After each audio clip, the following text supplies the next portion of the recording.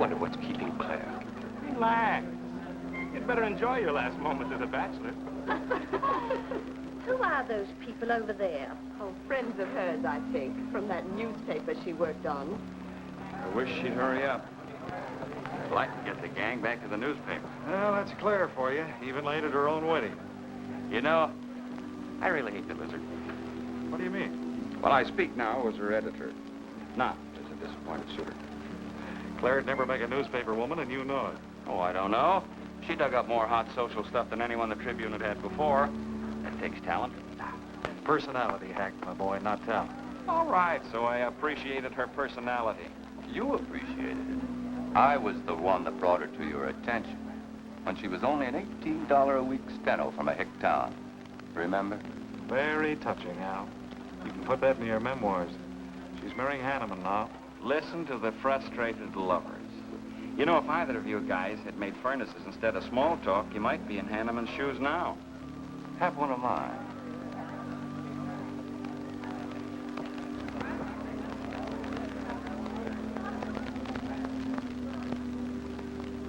We do have memories, don't we, Les?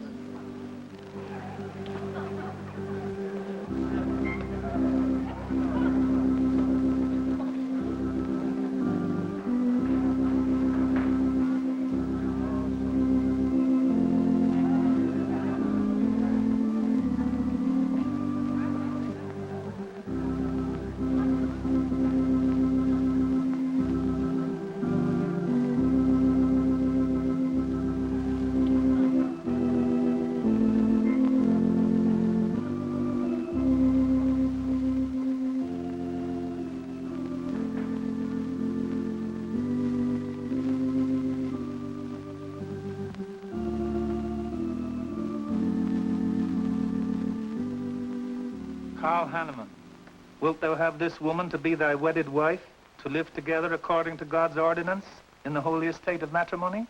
I will. Claire Cummings, wilt thou have this man to be thy wedded husband, to live together according to God's ordinance in the holy estate of matrimony? I will. I now pronounce you man and wife. You may kiss the bride.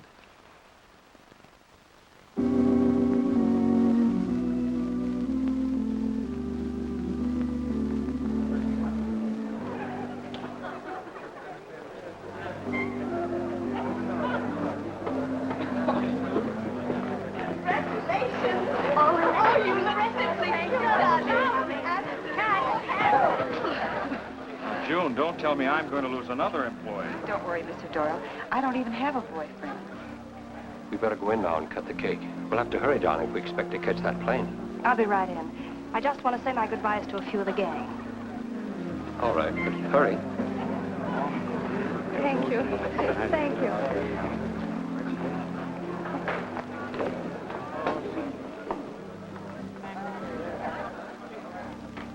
Guess who? Why did you come out here? Because I love you. Because you love me. Claire, you're crazy. Don't you know what those words meant in there? Let no man put asunder. No one can put us asunder, Les, you and me. Oh, I never could figure you out. Except that, well, you make everything add up to spell Claire, don't you? Now, darling. You're even getting a sadistic kick out of having me at your wedding, me and the others. But there are no others. Only you. I'll think about you on my honeymoon. I'll write you. Miss me, Les. I know you both will be very happy. I beg your pardon. Thank you. I'm ready with my cameras, Mr. Hanneman. I've been looking for Mrs. Hanneman. You haven't seen her, have you? I believe you'll find her on the terrace.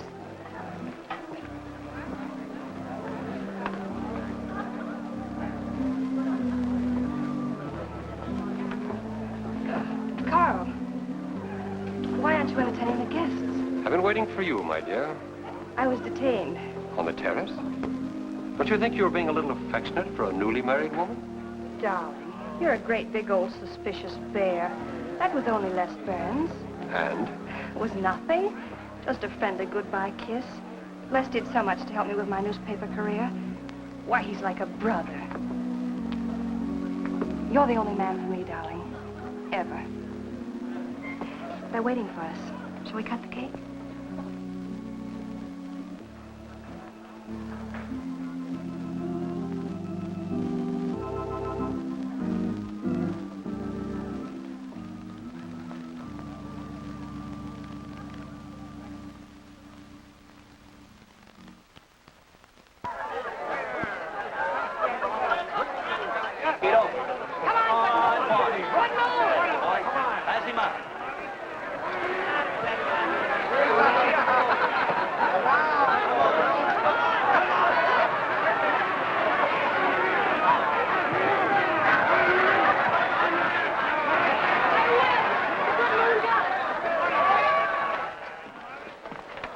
How much did you pay? $10.80. $10.80 for two. That's not bad. I win $540. Claire, you mean to say you bet $100 on that horse to win? Of course. In these places, you have to spend money to make money. You see now. I'll put $500 in the second race. High heels. Come on. Wait. That's being foolish. You're only out $100 if I do lose. It isn't the money. It's the principle of the thing. Principle? Carl, I don't understand you. With all you have. I've worked hard for what I have. Oh, I don't mean to be a tightwad. A little bet for fun is all right. But I have too much respect for money to throw it away on horses. Of course you're right. It was foolish of me to bet so much. Forgive me. Of course. Now, excuse me, I want to go cash these in.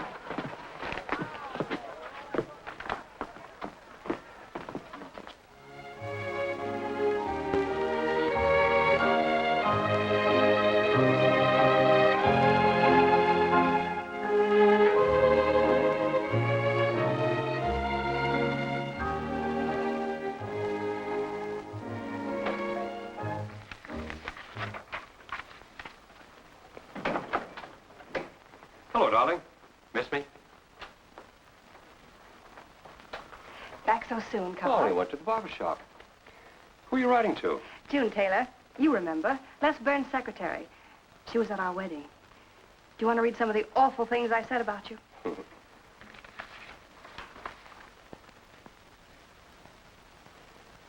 It's hard for me to believe that I'm so lucky as to have a woman like you in love with me. It's true, darling. Every word of it. I'm sorry, Claire.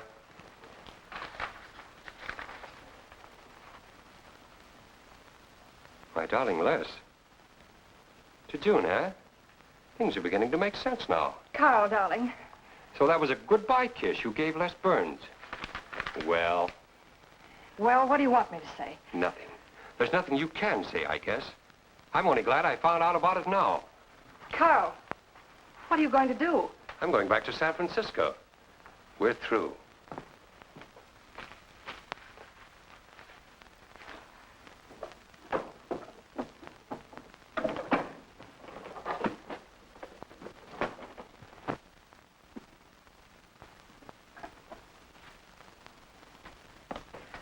But what am I going to do, Carl? I don't care what you do. But I have no money. Thanks to your great generosity. That was enough for the week's hotel bill. You've got that money from the racetrack. Live on that. You'll not get another cent from me. Oh, no. I wouldn't be too sure of that. I'm your wife, Carl. There are community property laws in this state. It won't be that easy. It'll be very easy when I show this letter to the judge.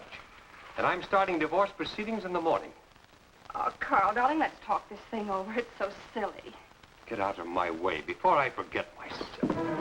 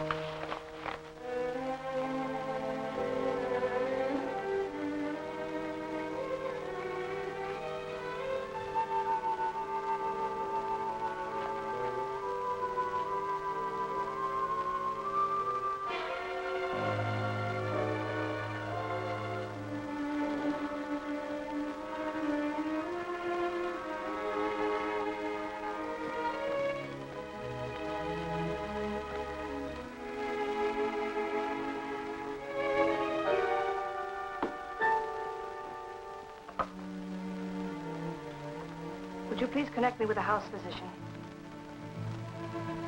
Hello, Dr. Hastings? This is Mrs. Carl Hanneman, Bungalow 9. Could you please leave a prescription for some sleeping tablets for me at the drugstore? I'll be needing them right away. I'm turning in early. No, that won't be necessary. I'm going out for a bite to eat, and I'll pick them up later. Thank you.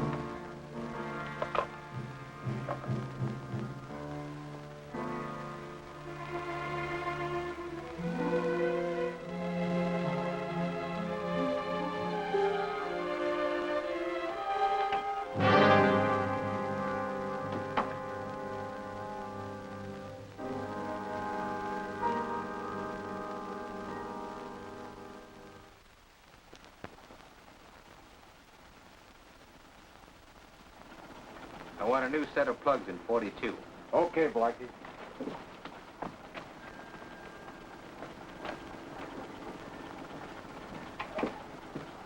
Are you Mr. Tellen? Yeah. I must reach San Francisco by tonight. I want to be back by morning. Can you make it? I can make it up and back if If what? this weather holds out and my fee is big enough. How much will it cost? $400.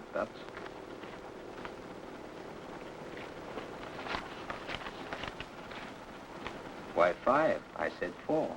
I know you said 4. I never made this trip. You never saw me. Understand? Sure. I don't even want to know your name. I'm glad we understand each other. Perfectly. Now, if you wait over there, we'll be ready to leave in a few minutes. Hey, Jack, roll out 41 and let's warm it up. Right.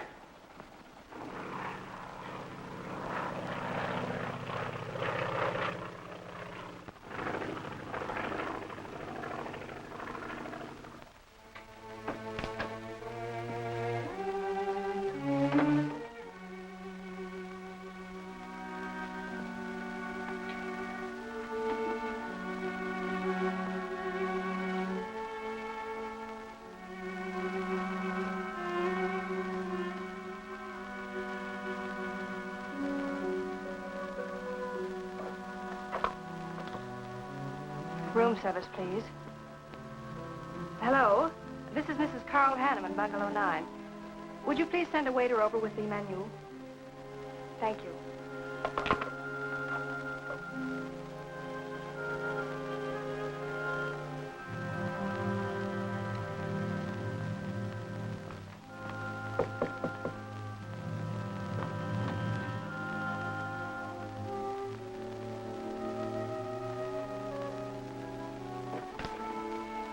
Good morning, Mrs. Hanneman. Good morning, Victor. Let me see, I think I'll take some orange juice and toast, coffee. That'll be all.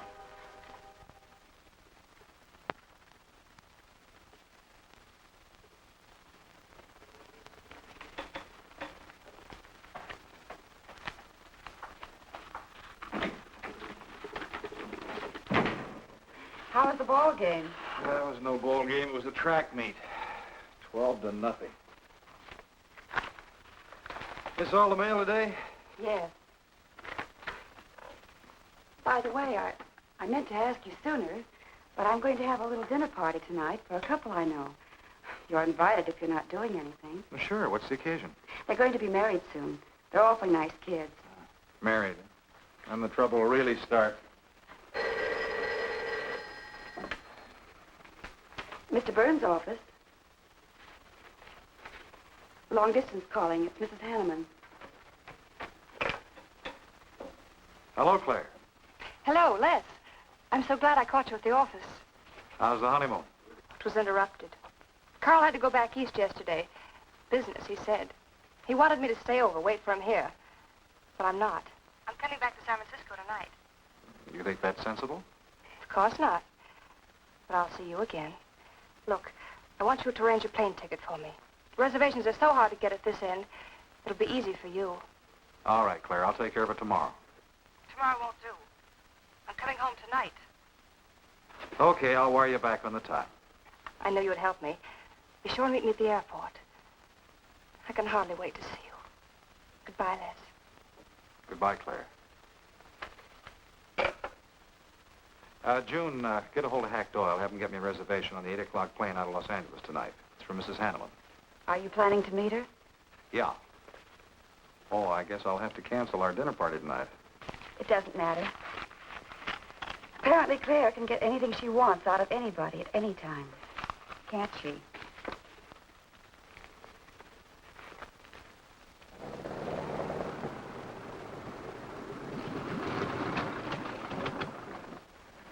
I never thought I'd be back with you so soon, darling.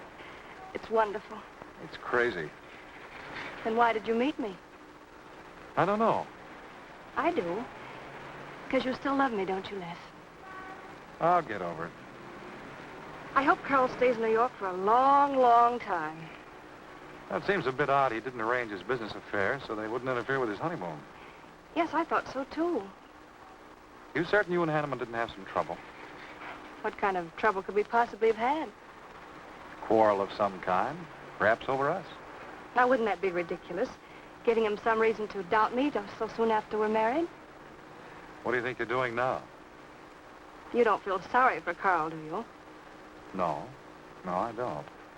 But I should. Look, let's forget all about him. For a few days, anyway. Take me home, I'll change, and you can take me out to supper. Claire, I'd rather not go to the house. But I must freshen up, darling. I really must. You want me to be beautiful, don't you? Just for you? You are beautiful. See? There's nobody home.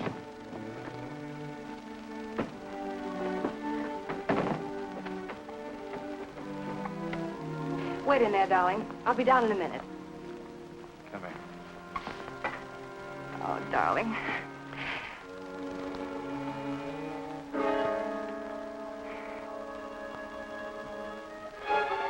Les, what is it? Stay here.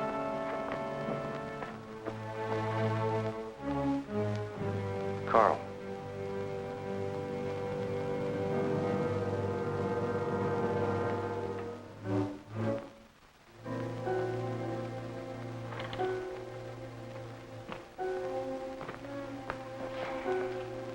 Suicide. But why? Oh, poor Carl. Claire, I thought you said he'd gone to New York. That's what he told me. I don't understand it. Why should he do such a terrible thing? You probably know as much about that as anyone. It's going to be one of the first things the police ask you. You can't stay here, darling. I'll take you over to Hack Doyle's. Where's your telephone?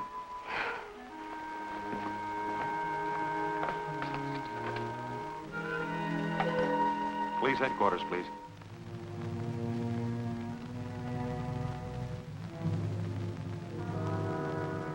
I thought of you and Hack right away, Mamie, and brought her over here. Hope you can put her up for tonight. Oh, of course. You can stay as long as you like, Claire. Thank you, Mimi. You're very kind. It's just too incredible. If you'd had any earthly reason. We were so happy. So very happy. And now there's... Oh, Hack, Claire's going to stay with us for a few days. Good. Plenty of room. The police are over there now. Murdoch said he'd stop by here later. Sure it was suicide? Fairly sure. The man in Hanneman's position, a beautiful wife and all that money? I don't get it. I don't either.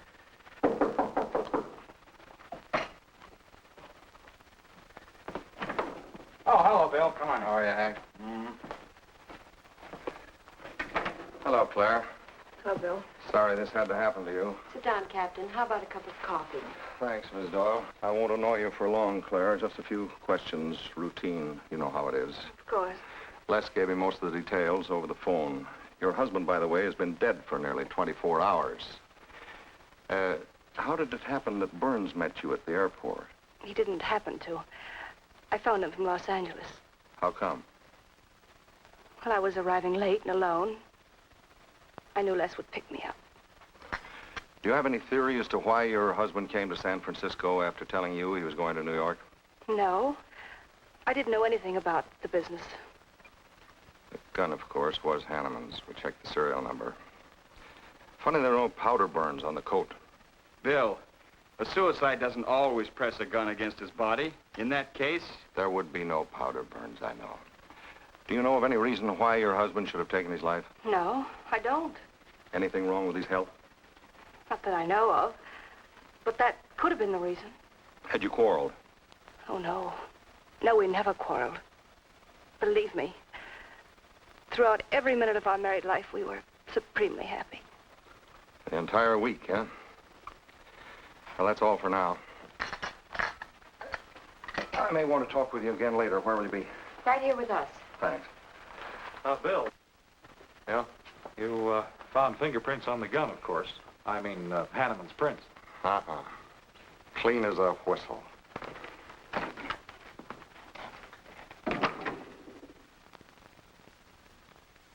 Mr. Burns, that's the position you and Mrs. Hanneman found her husband? That's right.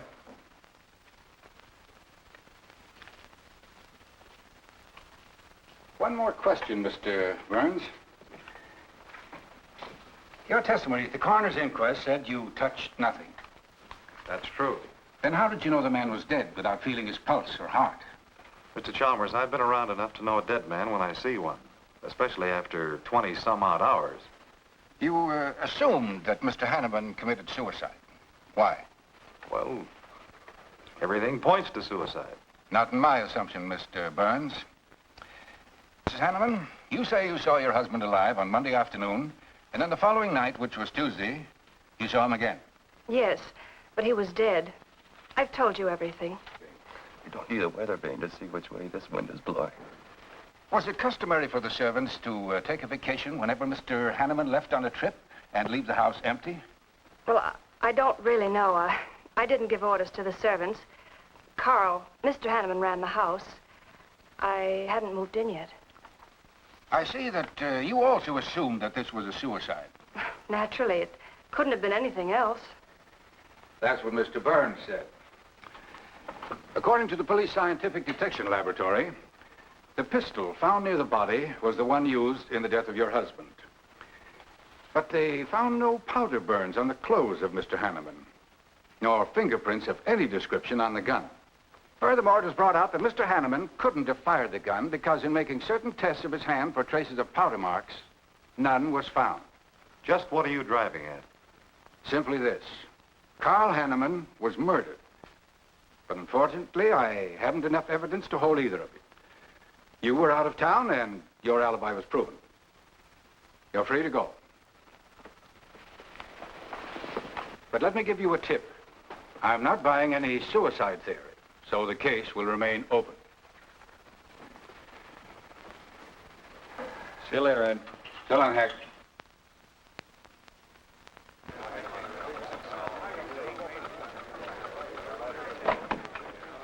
Good morning, Les. Just the guy I want to see. Yeah, about what? Oh, I've been assigned to do the follow-up on the Hanneman case. Oh, how'd you draw that? Oh, I asked for it. Be a dull job because there isn't going to be any follow-up. Just an ordinary suicide. Are you kidding? I never smelled an odor of fish so strong in my life. No fingerprints on the gun, and you call it suicide. So what? What makes you so sure? Can you give me a good reason for Hanneman killing himself? No, I can't. Perhaps he thought he had a good reason. And perhaps he didn't. So meanwhile, if I can dig up a plausible motive... Who asked you to dig up a motive, plausible or otherwise? I said, if I can dig up a motive, I'm willing to accept suicide. But if I can't, then it'll have to be murder. Still carrying the torch for Claire, Al? Not anymore. But somebody sure fixed it in a hurry for you to get Claire again. That's a nasty crack. So meanwhile, chum, walk a straight line. Or you'll have people thinking you took a shot at Hanneman. You got a lot of work to do, Al. You're so right, boss.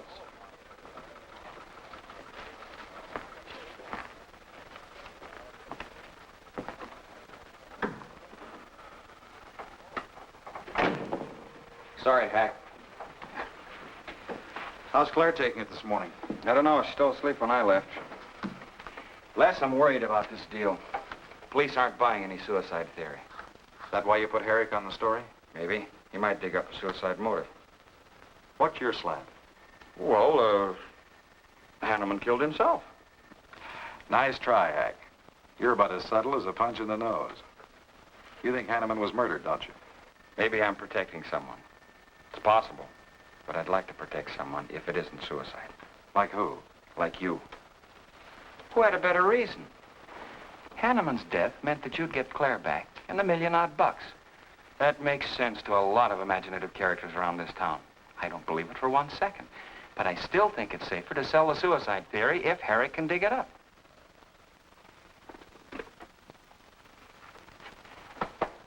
Thanks, Hack. But I didn't do it. Yeah. Send him in. Well, they're on the job. Hello, Batson. What's on your mind? The DA would like to see you gents in the morning. Says it's important. About 10 o'clock. What do you want us for? Don't you know? Mrs. Hanneman's already got her invitation. See you tomorrow.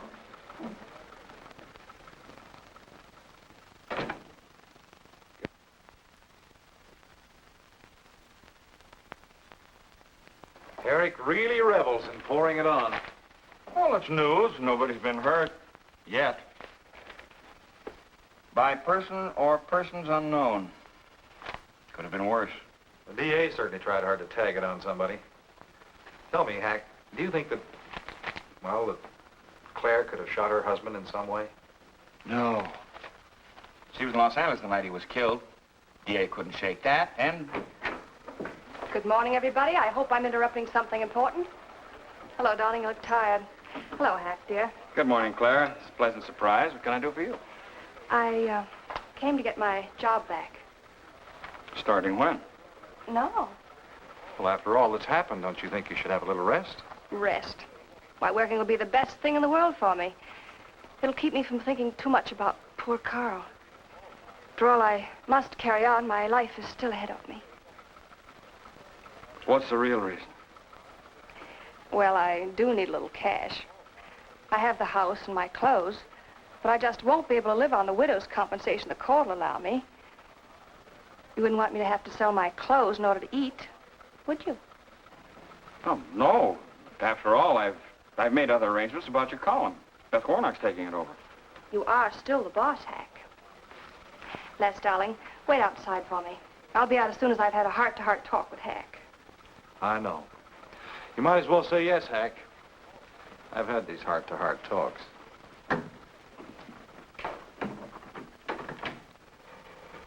You will let me stay, won't you, Hack?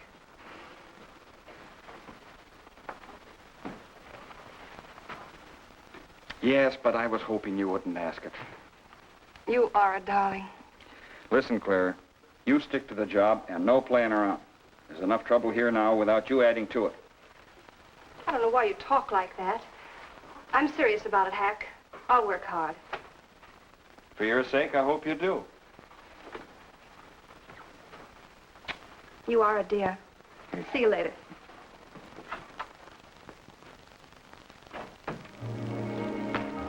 Well, see you later, Al. All right. Hopefully you're friends. Yeah, old friends.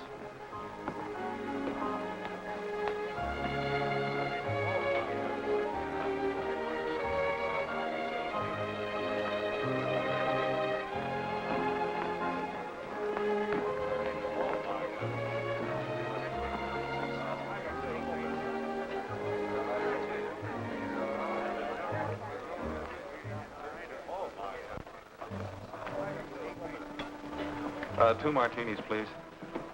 Chicken salad? Fine. Chicken salad for two. And coffee. Les, do you know a good lawyer? Yeah, why? Well, I need one to handle Carl's estate. What's the matter with Hanneman's regular lawyer? Ah, he's an old fuddy-duddy. I want someone whom I can trust to take care of my interests. Well, you might try Lawrence Carson. He specializes in probate work. Carson. Good. I'll call him tomorrow.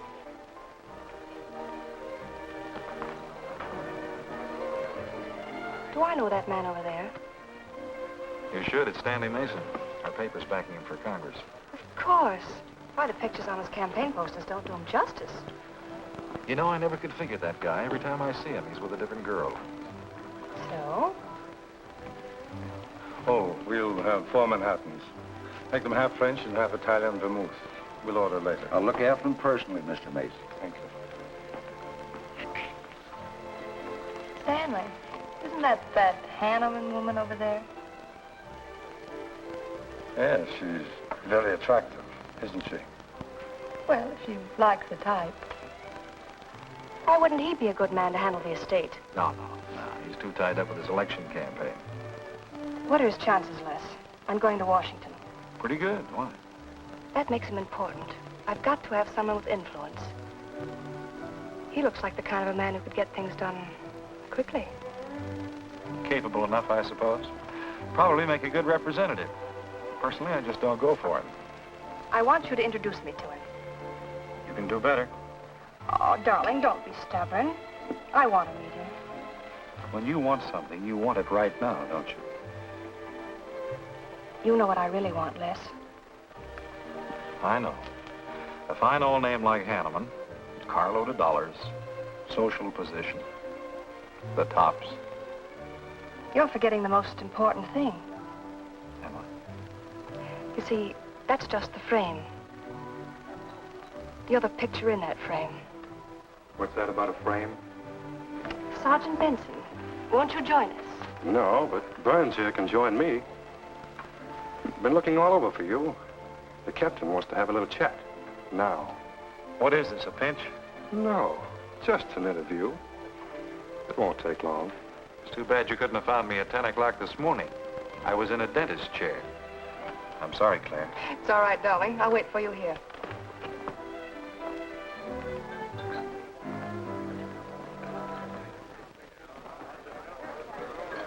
Bye, Les.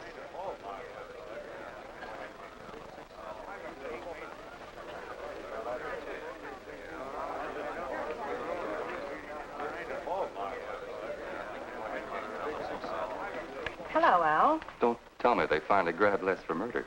Wouldn't you like to hear me say yes? Yes. Well, don't stop the presses. Yet.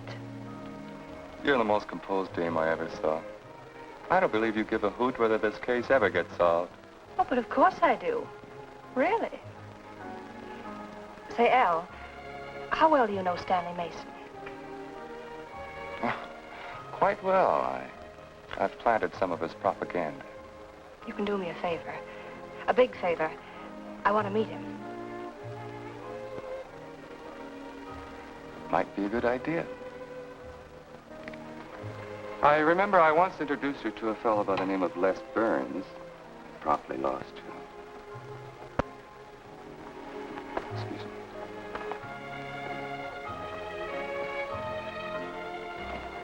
Stan, how are you? Well, hello, Al. Say, I have a young lady over here who'd like to meet you. Just take a minute.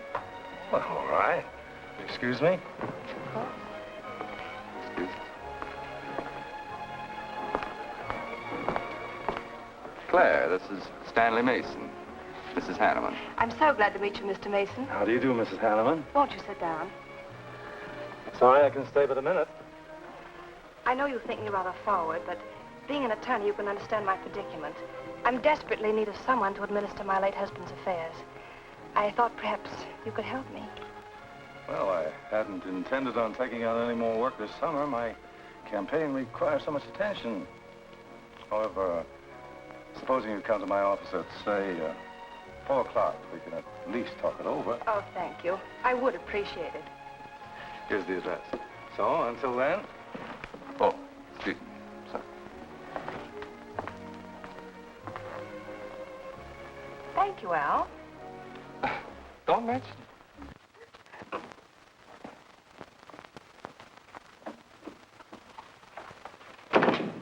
I found him, Cap.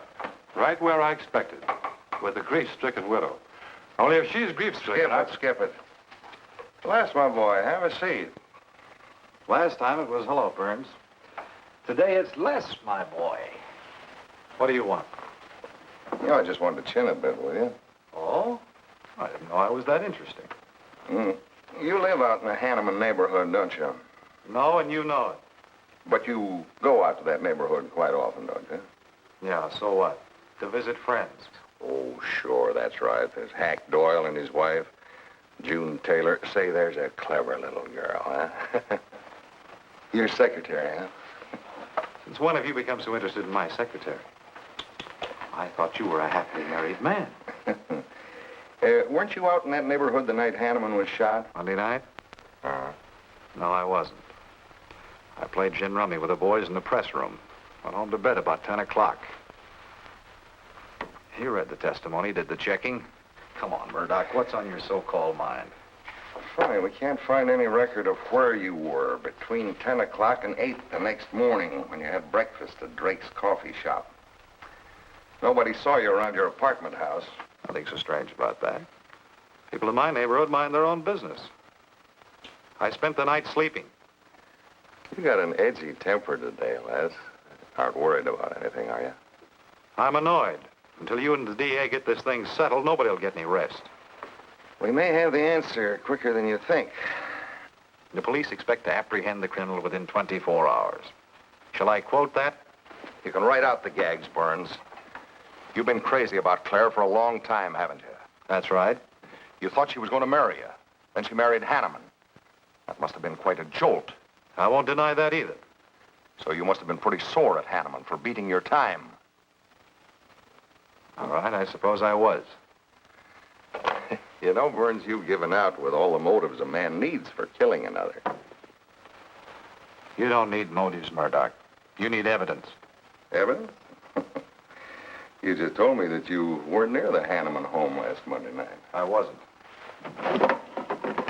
And how do you account for your cigarette case being found on the Hanneman garden, still wet from Monday night's rain? I don't have to account for anything. To throw cold water on your mastermind, I tossed that away right after the wedding. Anything else you want to know? No, that's enough. Next time, be more careful when you talk to the captain. Listen, Mr. Benson, if I've hurt the captain's feelings or yours, arrest me. And I can sue, and you'll be back writing tickets for jaywalkers.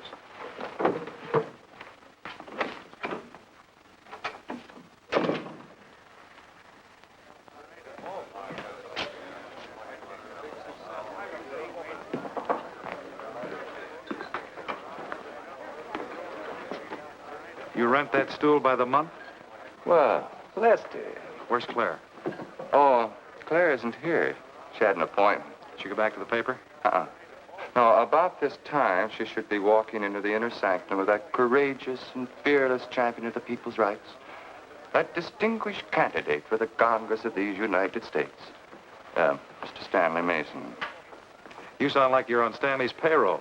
Mm-hmm. I introduced them. You seem to have a talent for that sort of thing. Thank you. I believe that's all the information I need, Mrs. Hanneman. I can't possibly find words to express my gratitude in your consenting to help me. Oh, believe me, it's a pleasure. A little pressure in the right places should settle the matter quickly for you. Thank you again, and good luck in the elections. Oh, thank you. I suppose you'll be leaving for Washington immediately if you do win. Yes, if I win. You will. I know you will. Well, I really must be going. Oh, can't I drop you off somewhere? I'm sorry. Not this evening. Mr. Burns is taking me home. He's the gentleman you saw me with today. I'll call you tomorrow. Perhaps we can have dinner and talk some more about your problems. Splendid. Goodbye.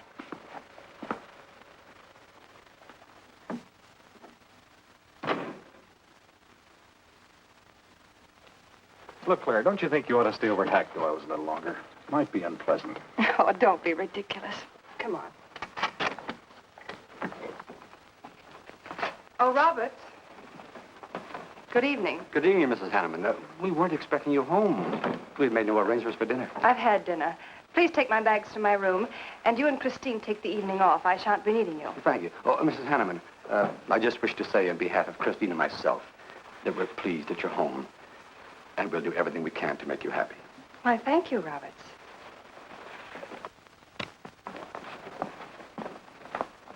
Well, come in, darling. You aren't afraid of Carl's ghost, are you?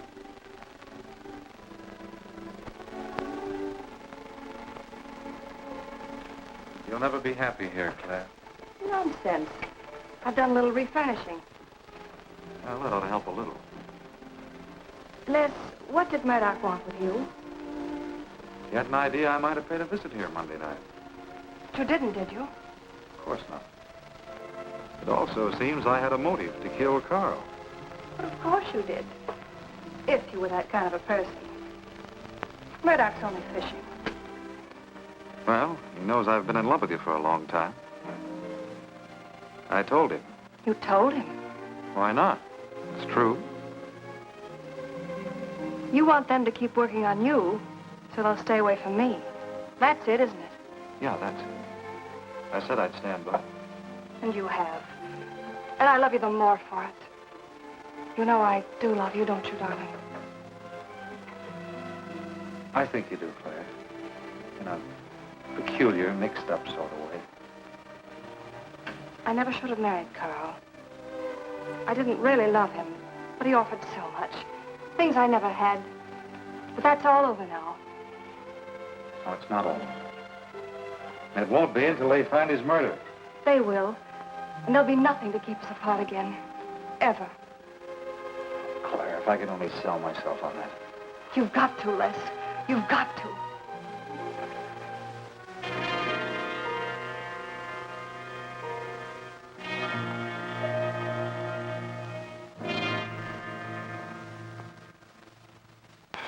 So that little tidbit straight from the horse's mouth brings us to the 3:00 mark for today. See you around about this time tomorrow. Les Burns. You're pretty sharp today. That's the best column you've done in 2 weeks. Thanks. You say so, it must be all right. Hi, pal. Hello, Harry. Hear about your girlfriend? They dragged her in this AM. Murdoch and the DA gave her quite a going over. Lawyers charging to the rescue, Les. Stanley Mason already beat you to it. What do they want with her, Al?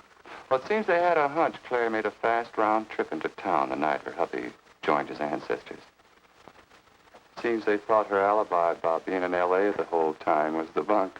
Oh, that's ridiculous. What is it? Well, you'd know more about it than anyone. Jones, put that through, please.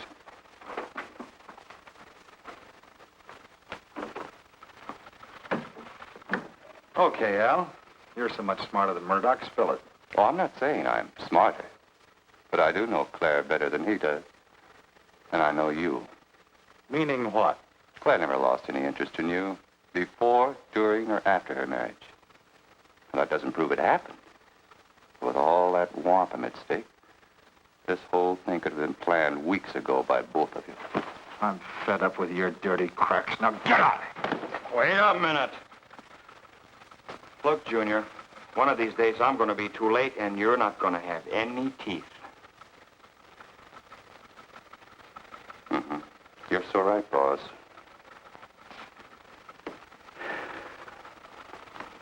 What's wrong, Les? Nothing, forget it. The way you want it? If anybody wants me, I've gone for the day. Have one for me, too.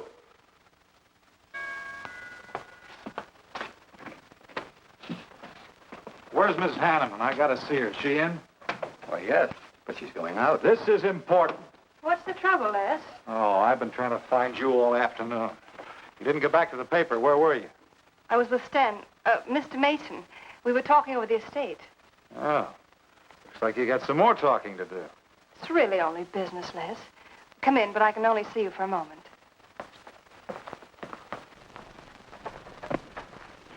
You've taken on quite a package tonight, haven't you, Les? Well, I've had a few drinks. Sitting over at Bernhard's. Been thinking things. Crazy things. About me? Yes, you. Murdoch and the DA asking you all those questions. It's nothing to be disturbed about. I'm not so sure. Why do you say that? Were you in this room Monday night? What? Why, you know I wasn't. I don't know anything. But I wouldn't lie to you. Have I ever, Les? Claire, there's only two people who could have profited by Hanneman's death. I'm one of them. You're the other. Why, how dare you come in here accusing me? You only married Hanneman for this. You've admitted it a dozen times. But I didn't kill him. How can you even think it? I didn't kill him. I didn't say you did. But if you know anything, you've got to tell me. Were you in this room Monday night? No. You might have come in, seen someone. I've got to know. Stop shaking me. Then tell me the truth. Let go of me. I thought you were going to stand by me. Why, you're drunk. I'm only trying to help you and me. Huh. Help me. You're accusing me of murder. How do I know you didn't kill him? You were in town. Claire. I've as much right to accuse as you have. But I'm not accusing you. Get out of this house. I once said I couldn't figure you out. I can now. You're not a normal woman. You're not warm. You're cold, like ice. Yeah, like ice. Blonde ice. Get out of here.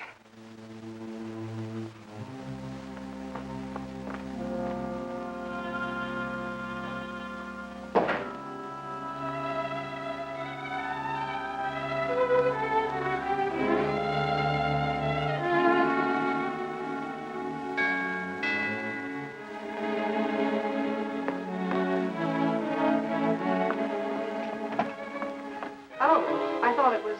Hello, Mrs. Hanneman. I don't believe I know you. Sure. Sure you do. Let me come in. We can talk better inside. In there. Now, what do you want? Well, I saw your picture in the paper, and I found out who you were. I figured we could make a deal. Deal? I was going to call on you last night, but you had company, and I had to see you alone. What kind of a deal? Seems that plane ride last Monday night returned big dividends. I paid you to forget me. I thought I could trust you. Sure. Sure you can trust me. But it's hard to forget murder for any $100. Why, you dirty double... I don't like that word. All right, we'll forget what happened to Hanneman. I'll go along with you on that suicide story. That is providing there's a little consideration of, let's say, 50 grand. $50,000? Why, I don't have that kind of money. This estate's in probate. I won't receive a thing for months. I can wait. But in the meantime, I'll take this. I know a little man who'll lend me money on it. All right. All right. Just don't come near this house again. But I will keep in touch with you. Quick, out the terrace door. And don't forget, Mrs. Hanneman, I'm not kidding about that 50G.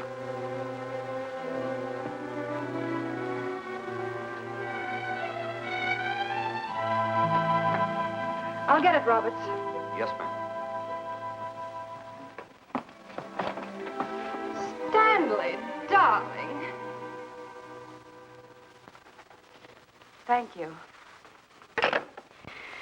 Well, he isn't at Bernhard's either. Oh, I hope nothing's happened to him. He'll turn up when he runs down or runs out to go for drinks. Say, you write his column all by yourself? Somebody had to do it. I hope it's fit to print. It's good. Nice of you to cover for him, too. Do you really think he's all right? Sure. I'll find him later. Don't worry about Les. He's probably getting more poison out of his system than he is into it. I hope.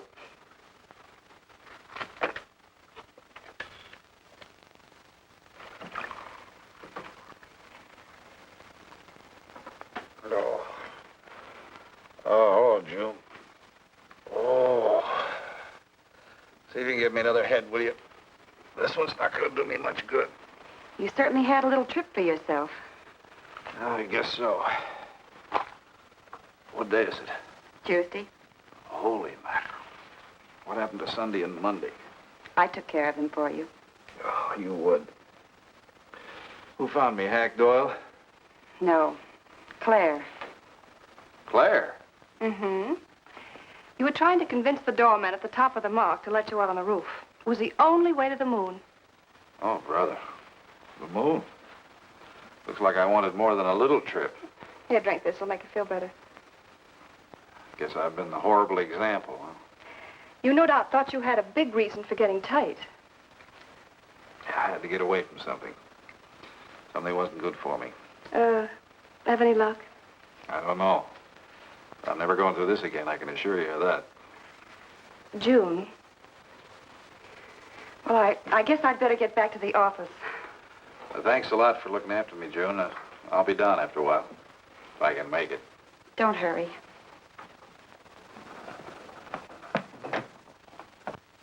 Les, I wonder which hangover you'll recover from first.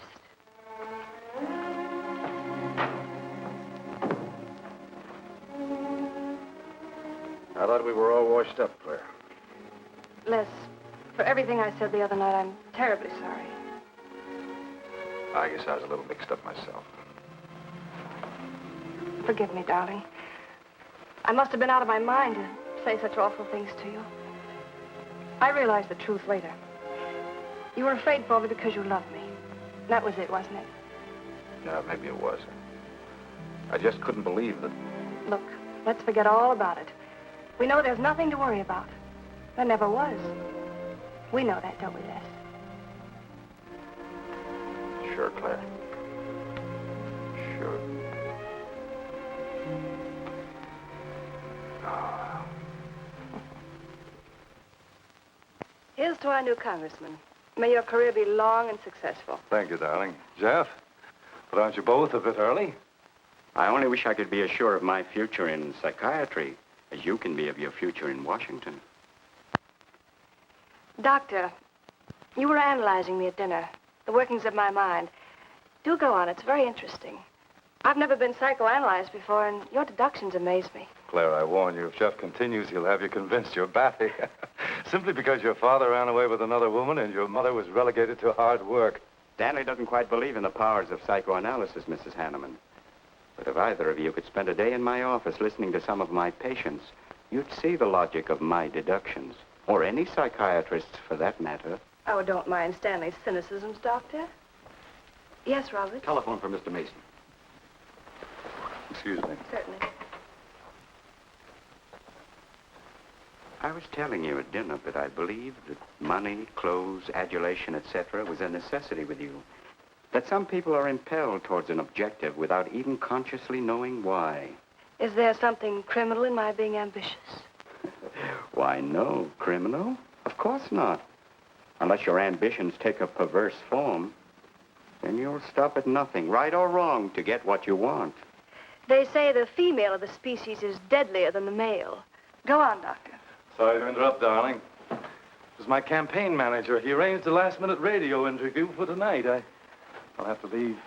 You can drop me off downtown, Stanley. I'll get my coat. All right. You forgive me, darling? Of course, honey. I'm so proud of you. Oh, I almost forgot the good news. I had lunch with the DA this noon. It looks like Hanneman's murder is going to be filed away under crimes unsolved. It's their opinion that it must have been done by a burglar. Oh, I'm so glad, really. Now I'll be able to go with you to Washington with a clear conscience. Say, you haven't told any of your friends about our plans, have you? Oh, no, of course not. Good. We'll surprise them tomorrow night. Yes, we certainly will. Ready? Yes, thank you.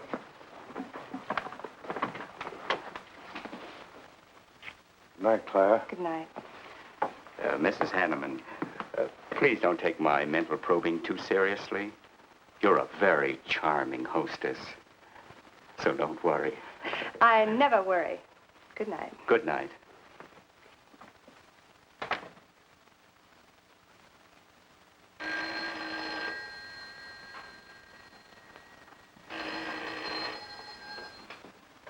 Hello?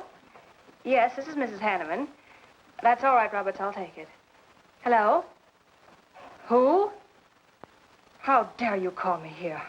I had to. I'm in a jam. I need some dough, and you've got to help me. The estate isn't settled yet.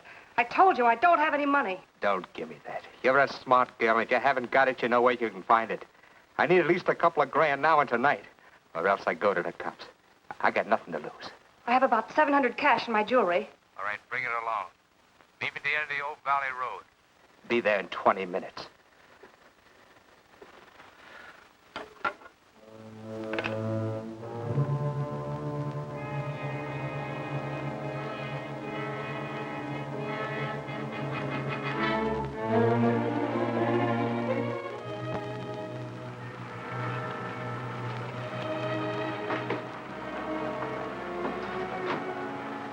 Did anybody follow you?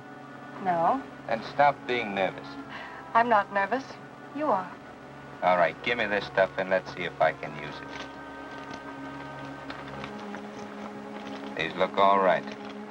I got into the bookies for a couple of grand. They're bad little men. And I've been stalling. Tonight they told me, pay off or else. They wouldn't kill you for $2,000. They'd kill for a lot less. That's why I had to put the bite on you. Thanks, Mrs. Hanneman. I wouldn't double-cross anybody. Not unless I had to. I wouldn't double-cross anybody either, Blackie. Unless I had to.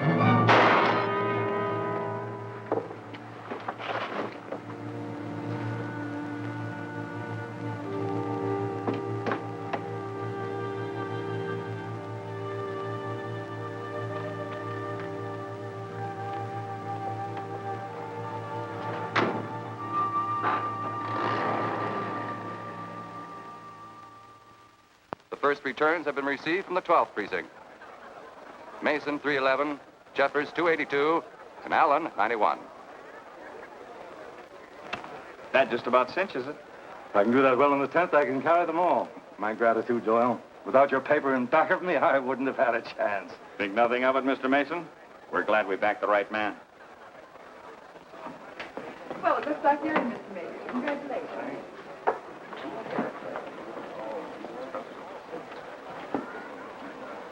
Seen Les and Claire yet tonight? No, I guess she's waiting to make her grand entrance. It's about 100 times you've asked for them, huh? What gives? Nothing?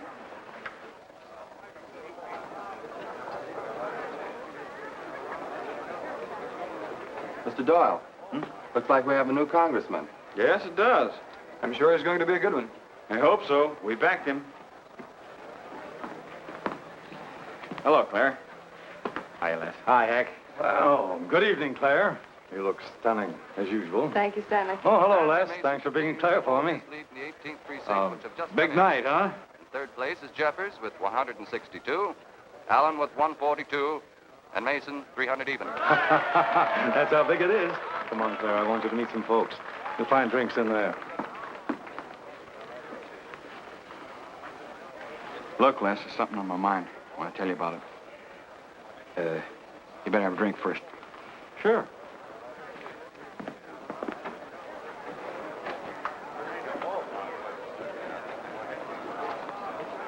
Hi, folks. How's the brawl? Well, at least the liquor's good. Well, Junie, aren't you a pretty thing tonight? Well, it's about time you noticed me. The trouble with you men is you always have ink in your eyes down at the office. Have a fresh one? No, thank you. This will do. Les. I'll talk to you for a minute. Excuse us. What gives? Did you come with Claire tonight? No, I came with my Aunt Martha from Penobscot. No, I'm serious. You saw her come in with me.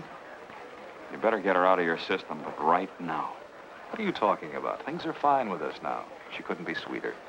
You should have seen her earlier, helping me get things ready for that little party up at my place tonight. How about a speech, Mr. Mason? We haven't had one. Come on, Stanley. Yeah, give us a speech. That's all I need. Now, wait a minute. Speech? All right. If you want a speech, you shall have it. Ladies and gentlemen, I want to introduce to you a very lovely young woman, better known to you as Claire Cummings. I am happy to announce that she's bestowed upon me the great honor of consenting to become my wife. This is a dirty, low-down trick, but I'm glad it's happened. Someday I'll tell you why.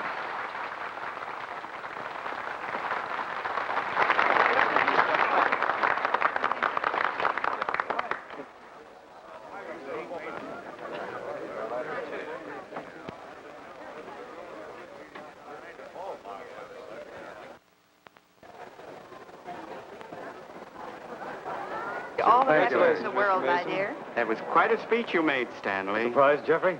Aren't you going to congratulate us, Doctor? It's customary. Hate to take you away at this moment, Stanley, but there's something I must talk to you about. It's important. But of course, Jeffrey. Will you excuse us? I know you'll enjoy living in Washington. When do you plan to have the wedding?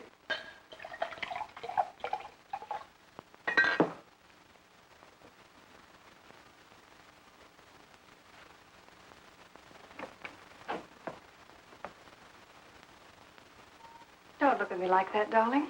And what are you doing here? I wanted to see you alone. Sure, not a husband in sight. Dead or alive. I didn't have a chance to explain.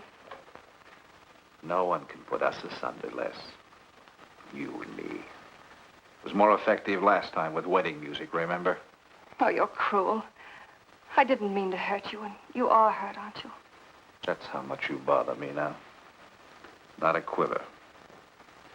What about your heart? Claire Cummings, Hanneman, Mason. If this keeps up, you won't be able to get your initials on your silverware. I can't help it, Les. I do love you, but you could never give me the things I must have. Money, importance. With me, they're a necessity. Oh, stop it, Claire. You're like a poison. Take a little bit and you're finished. But too much becomes an antidote. All right, darling. But if we've really come to the end...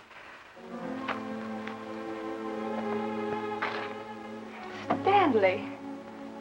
Do you mind, Burns? I'd like to say something to my fiancée alone. Not at all, Mr. Mason. Not at all. Go right ahead.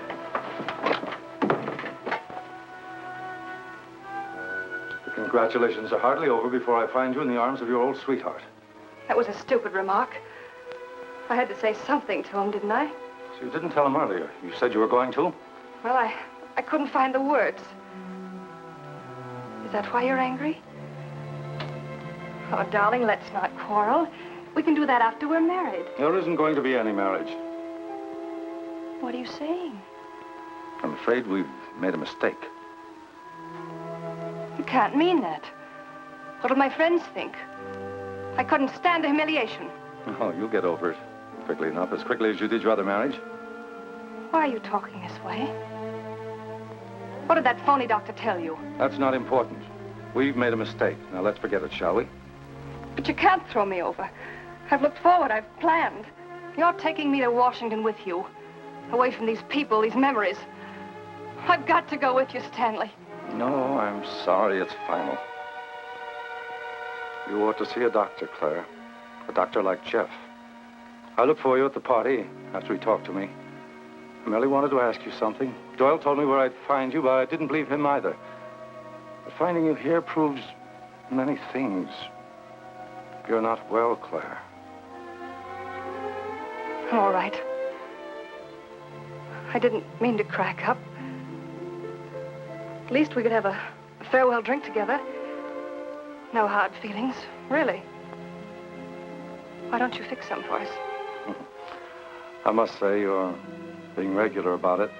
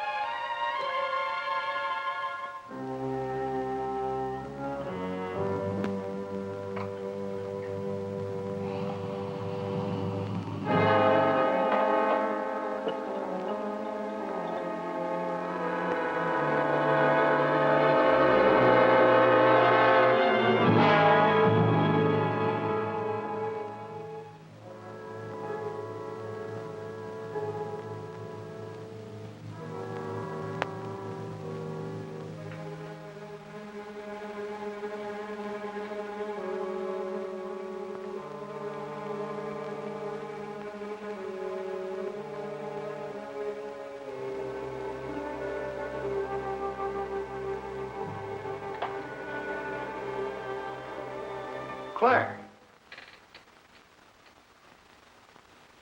What have you done? I did nothing. You killed him, Les. I killed him? Don't you remember? You came in just a few minutes ago. You saw us talking. You looked funny. Crazy. You said you were going to kill Stanley because he stole me from you. So you picked up the knife and you stabbed him. You're out of your mind. No, I'm not. You're insane. No. No, I saw you do it. You dropped the knife and you ran out the door. I tried to stop you. Came in just a few minutes later. Right now. You murdering little idiot. Les, don't! Mason, you won! Alan just conceded the election! You're going to... You're going to go. You made it on its minute right there.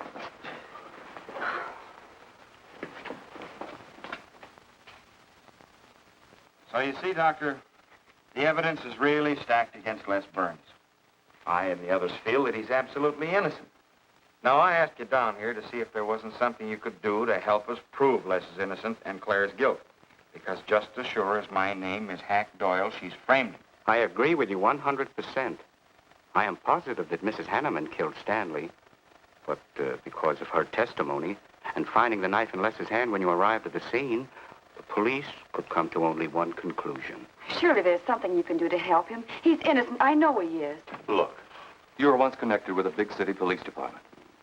Then you must have run across cases of this sort. I know now that Claire Cummings is a nut if I ever saw one. Yes, you're right, Mr. Herrick. I'll at least have a try at it.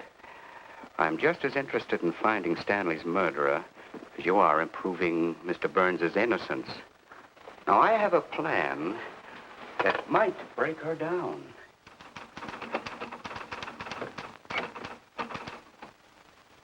Well, good morning, Dr. Clippinger. To what do I owe the pleasure of this visit? It's no pleasure for me, Mrs. Hanneman, I assure you.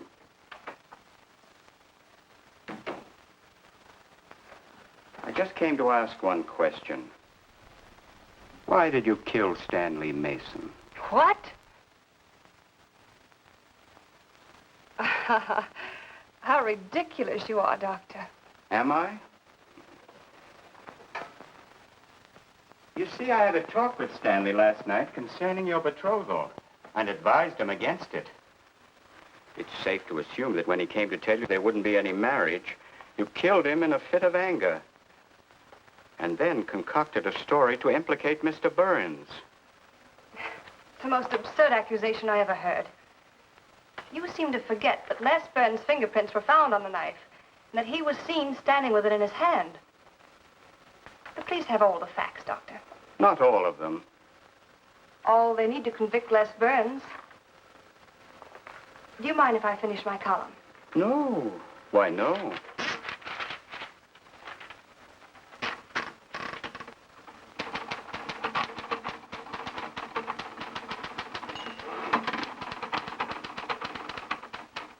I suppose you'll tell the police I killed Stanley and give them that fantastic story to back up your accusations. It won't sound so fantastic to them, Mrs. Hanneman. I discovered one or two other flaws in your story. They'll laugh at you. It's insane, absurd. Oh, you're wrong.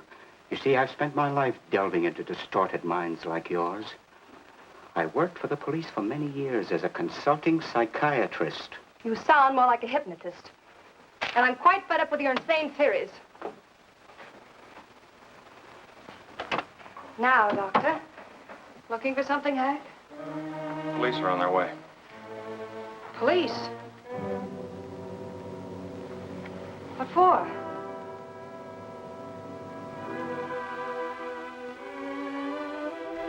Oh. I see the three of you dreamed this one up. Well, as long as you're going to have me arrested, you might as well read my last column. Go ahead, read it, Hack. Read it out loud.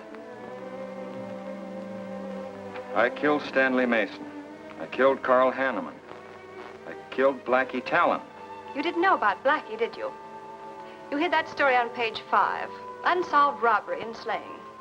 I killed Stanley Mason because he no longer wanted to marry me. Stanley Mason was the top of the ladder for me. The top rung. I had money. And now I was going to have position. He was taking me to Washington with him.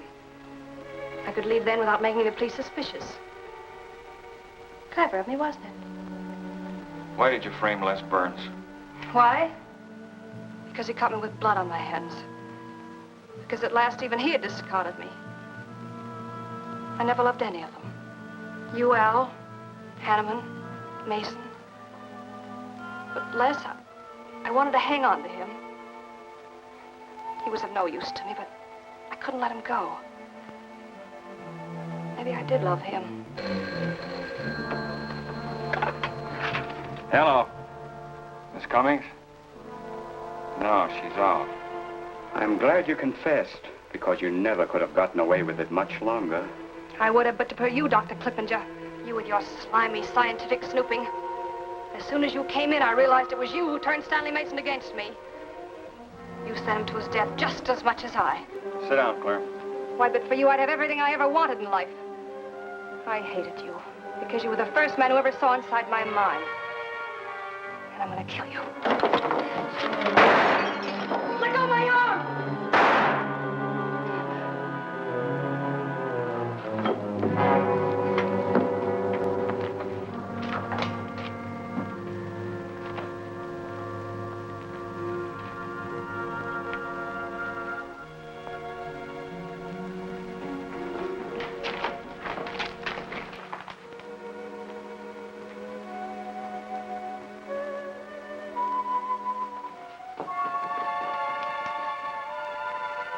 You were a little late, Murdoch.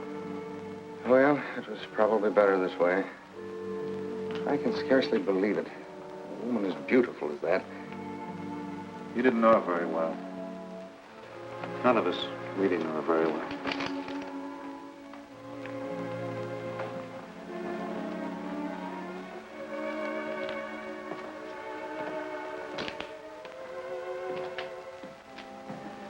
She wasn't even a good newspaper woman.